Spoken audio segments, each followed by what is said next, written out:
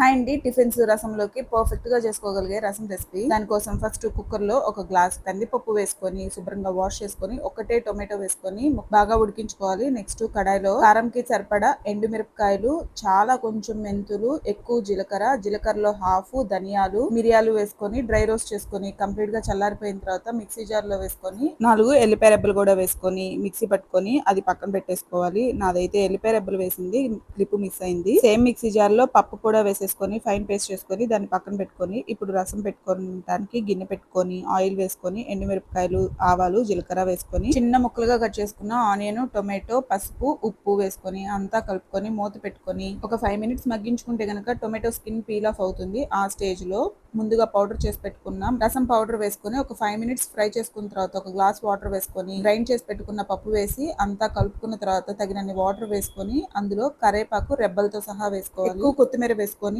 బాగా మరిగించుకోవాలి. ఒక 15 మినిట్స్ కి మంచిగా మరిగిపోతాయి. ఆ తర్వాత స్టవ్ ఆఫ్ చేసి సర్వ్ చేసుకోవడమే. నచ్చితే ట్రై చేసి ఎలా వచ్చిందో కమెంట్ చేయండి. బై.